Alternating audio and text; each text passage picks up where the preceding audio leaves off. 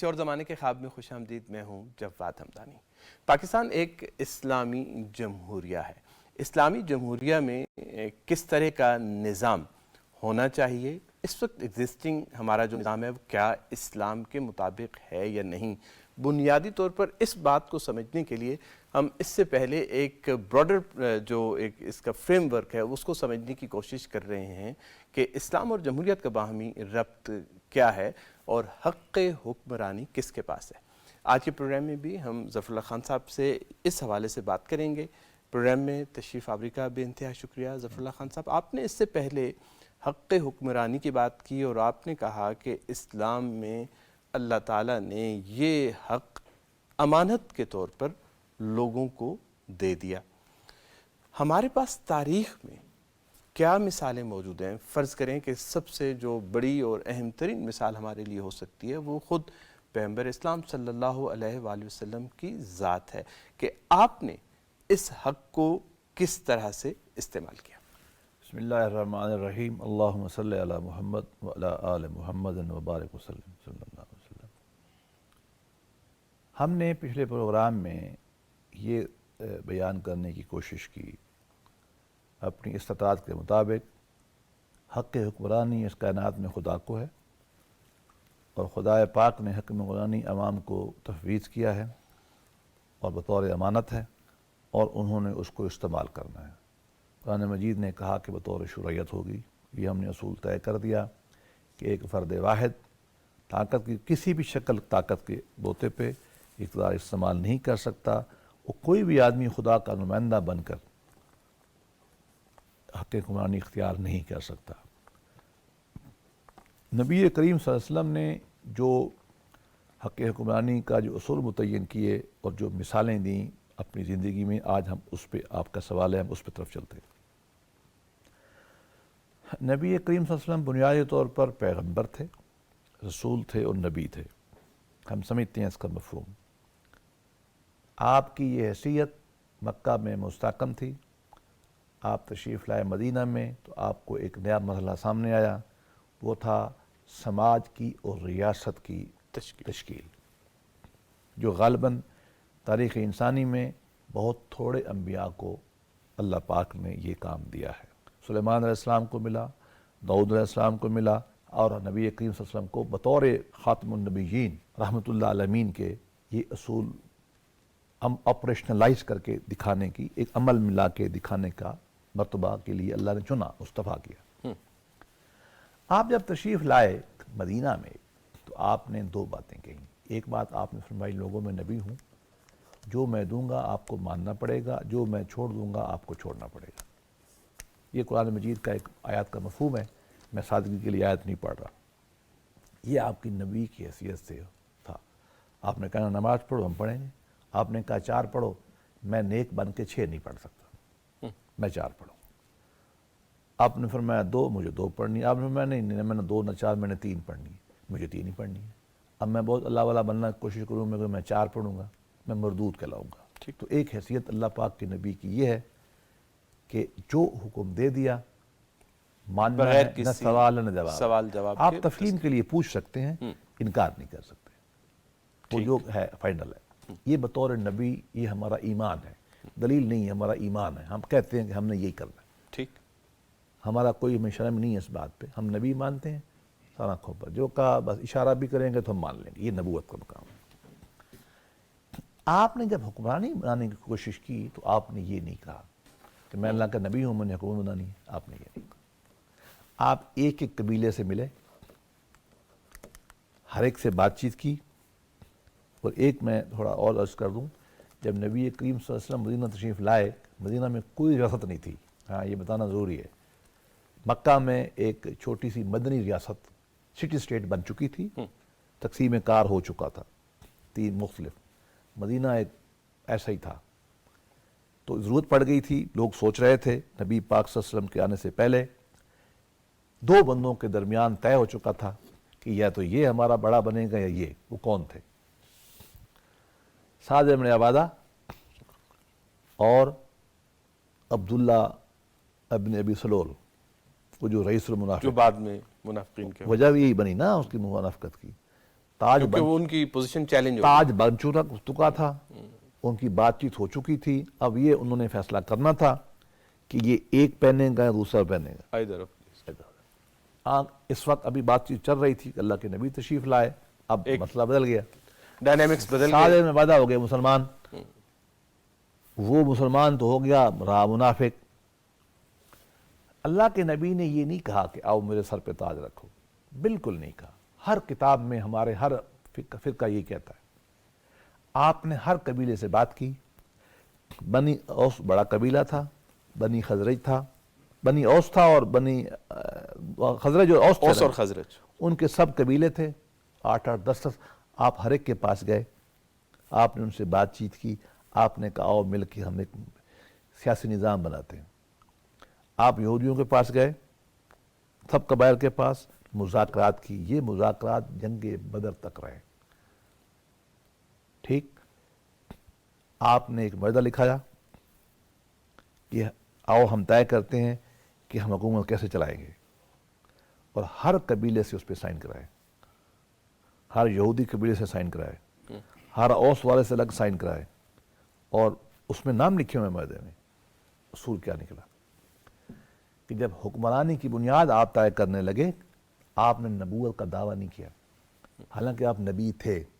مراد یہاں میری یہ ہے کہ کلیم حکومت کا رائٹ آف رول بطور نبی کلیم نہیں کیا، نبی تو آپ تھے، وہ بھی مان چکے تھے، سوائے یہود کے باقی تو مان چکے تھے۔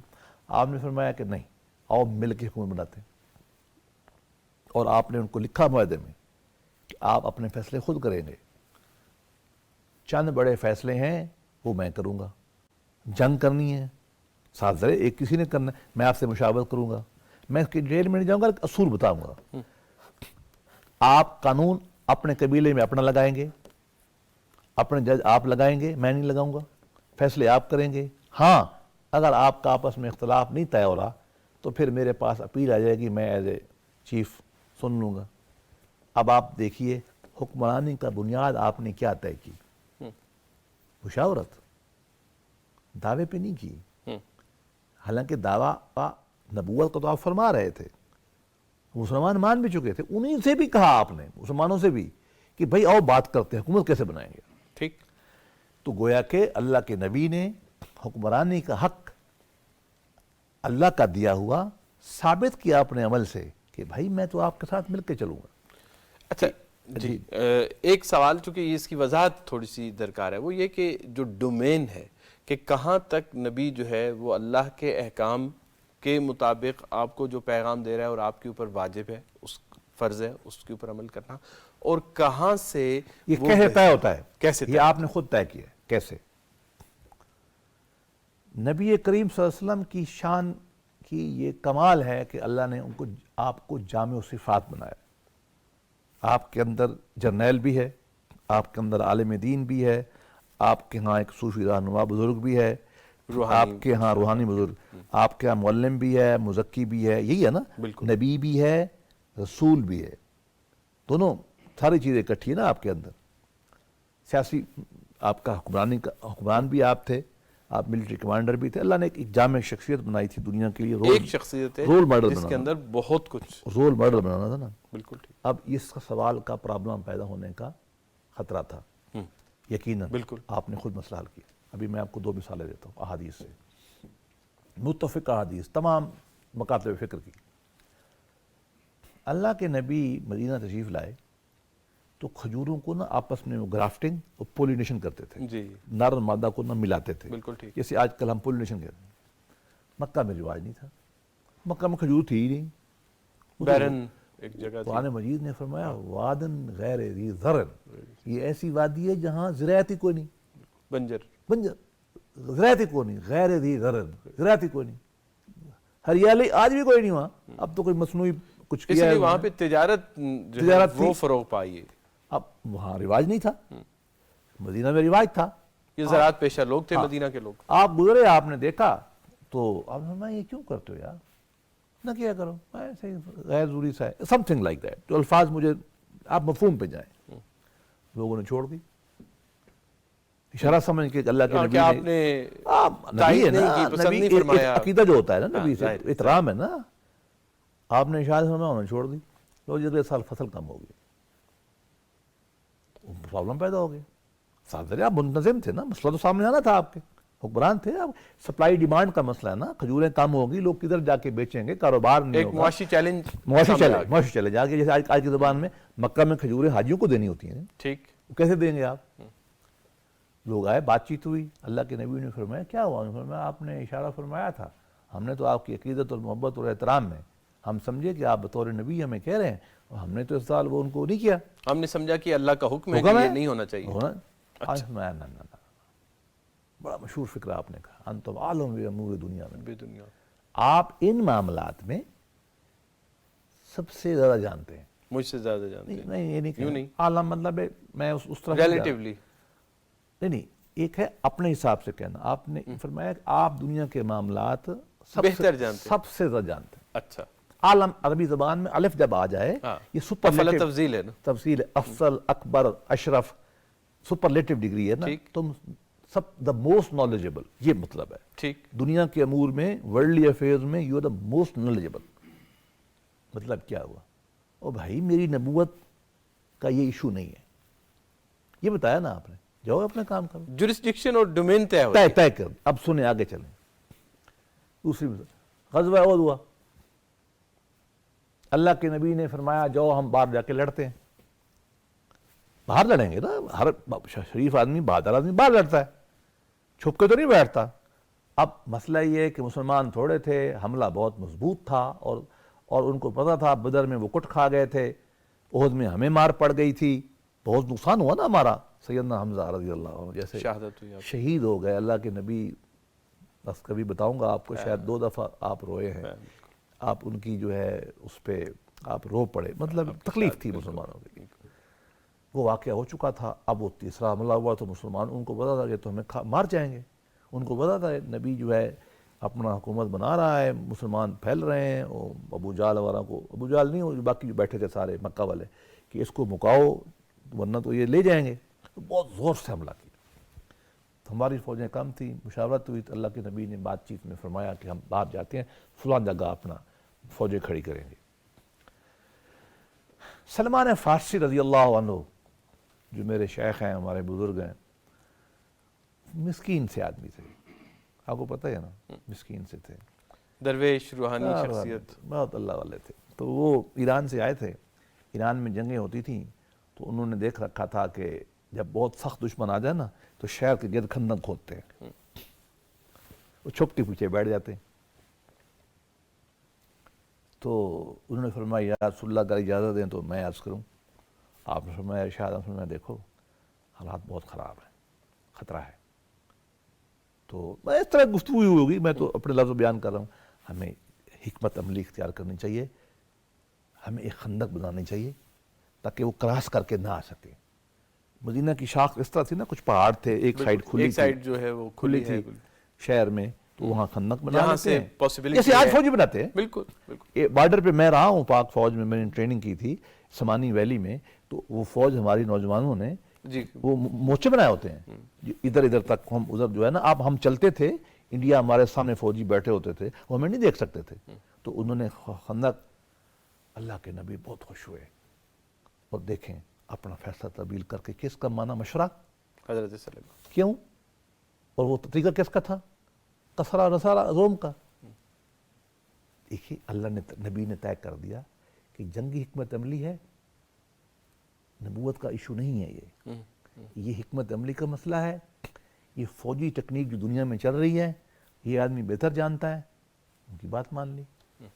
اب آخری چھوٹی سی مثال دوں جو اور ذرا آگے جا کر معاملہ واضح کرتی ہے. فتح مکہ ہو گیا، اللہ کے نبی کھانا کھا رہے ہیں، سامنے خالد بن ولید بیٹھا ہے. کون؟ جس کو آپ نے کیا فرمایا تھا؟ سیف اللہ. سیف اللہ، جس جنگ میں گئے اور لے گئے، یہی ہوا نا، اللہ کی تلوار. اللہ کی تلوار تھی. ایسے دشمن میں گھستے تھے اور لے جاتے تھے. ہماری یہ شام کی فتوحات یہ ساری ان کی طرف سے ہوئی نا، یہ جو علاقے تھے. اب ایک آپ کے سامنے ایک ڈش لائی گئی کھانے کی. وہ ڈش آپ نے دیکھی تو آپ نے پوچھا یہ کیا ہے؟ تو انہوں نے کہا گو ہے، ایک جانور ہوتا ہے ڈیزرٹ مکہ مدینہ صحرا میں، تو لوگ اس کو بھون کے کھاتے ہیں. اب وہ مسلمان صاحب ظاہر مقامی لوگوں نے رکھی ہوگی، آپ نے نا تھوڑا کراہت کا اظہار فرمایا، تھوڑا سا کراہت کا ناپسندیدگی۔ اظہار فرمایا۔ خالد بن ولید نے فرمایا یا رسول اللہ میں کھا لوں؟ آپ نے میں یہ لے لوں، انہوں نے کھا لی۔ اب اصول کیا نکلا؟ چیز تو حلال تھی، اللہ کے نبی کو تباً پسند نہیں آئی، لیکن اگر بطور نبی وہ کہتے تو وہ سب کے لیے ضرورت نہیں تھی ان کے خالد بن ولید کی۔ آپ نے کیا کہنا تھا؟ وَلَحْمُ خِنزِيرٍ، قرآن مجید میں ہے نا، خنزیر کو ہاتھ نہیں لگانا، چاہے وہ سونے چاہے عرق گلاب سے پلا ہو، ہم نہیں کھا سکتے۔ کیوں؟ اللہ کے نبی نے منع کر دیا، اللہ کے نبی نے کہہ دیا شراب نہیں پینی، ہم نہیں پئیں گے، سوال ہی پیدا نہیں ہوتا۔ لیکن آپ نے وہ چیزیں آپ بطور نبی کہتے ہیں۔ اب یہ خوراک کا میٹر تھا، ٹھیک ہے نا، پرسنل ٹیسٹ کا تھا، تو گویا کہ ہمارے علماء نے بڑی وضاحت کے ساتھ اللہ کے نبی کی سیرت کو ہم تک پہنچا دیا ہے۔ ہمارے محدثین پہ کروڑوں رحمت ہوں، چاہے وہ سنیوں کے محدثین ہوں، چاہے شیعوں کے ہوں، چاہے اسماعیلیوں کے ہوں، یا ہمارے جو فقہاء ہیں یہ 5-6 بڑے، انہوں نے غیر معمولی کام کر کے ہمیں بتا دیا ہے کہ اللہ کے نبی کی نبوی حیثیت سے یہ بات ہے اور دنیاوی حیثیت سے یہ ہے۔ تو ہمیں واپس آتے ہیں، تو یہ معاملات ہمارے دین میں طے ہو چکے ہیں کہ حق حکمرانی کے معاملات جو ہیں یہ فیصلے تو عوام کریں گے، لیکن فریم ورک وہی ہوگا اللہ رسول کا عمومی حکم جو ہے، اور عمومی حکم کیا ہے؟ مشاورت۔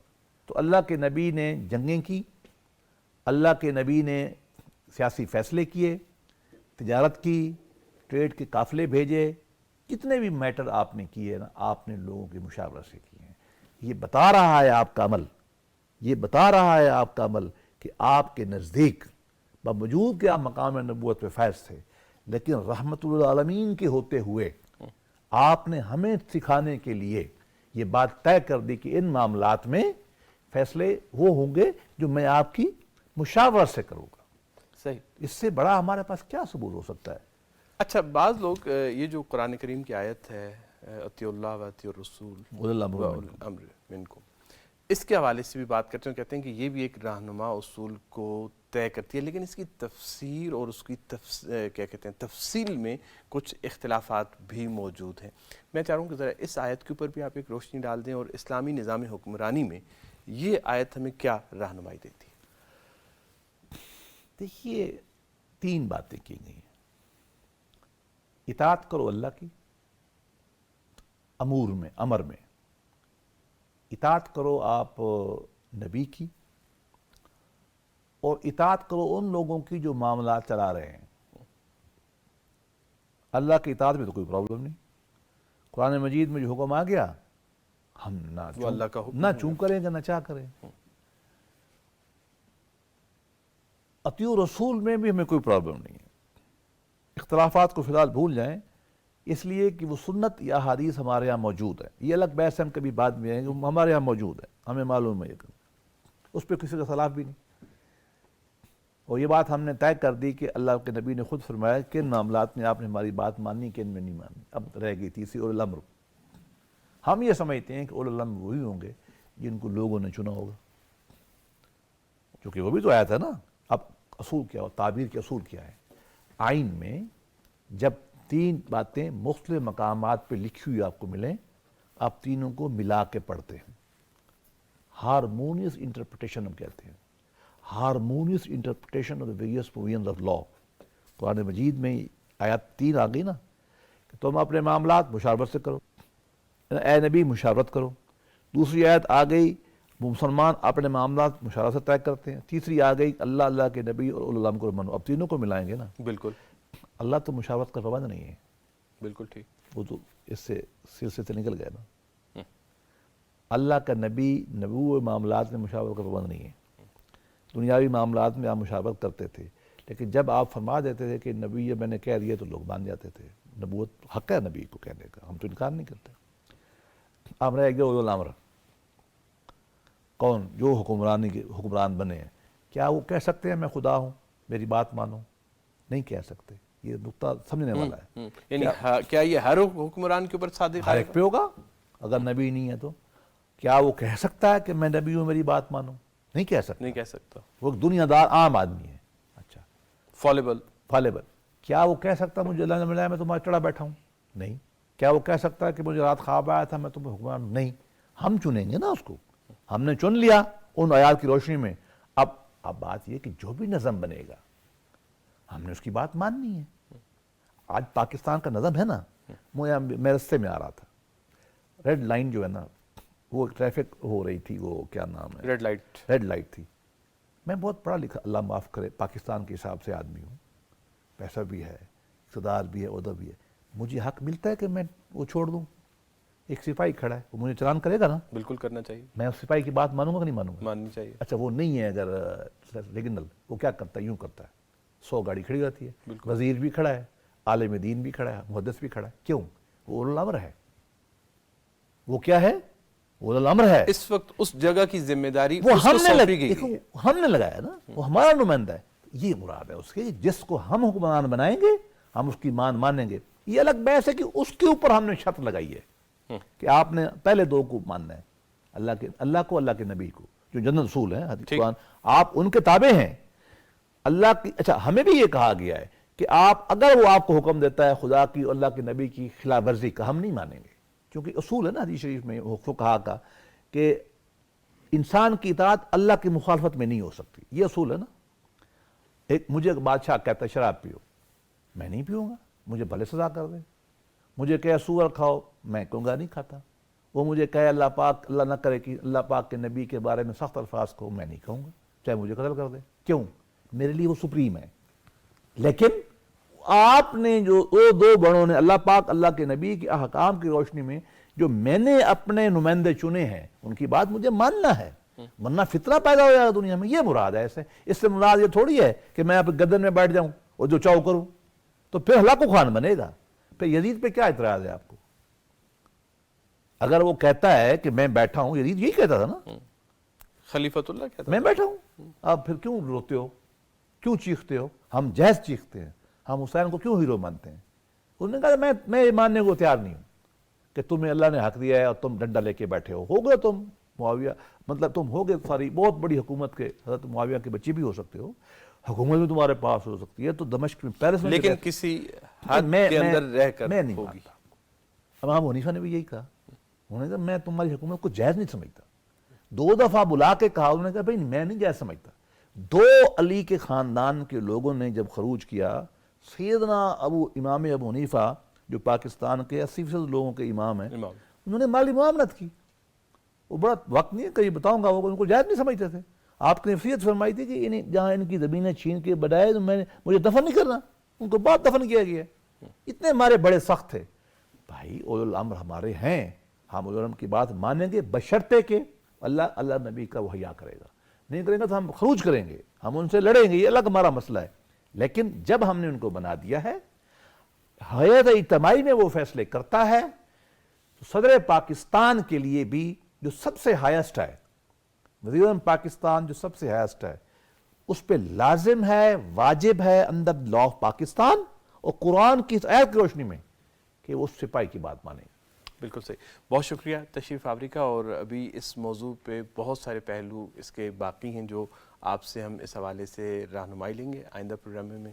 فی الحال اجازت چاہیں گے. ناظرین پروگرام کا وقت ختم ہوا, آپ سے بھی اجازت چاہیں گے اور اگلے پروگرام میں بھی ہم اس موضوع کو آگے بڑھائیں گے. فی الحال اجازت دیجیے, خدا حافظ.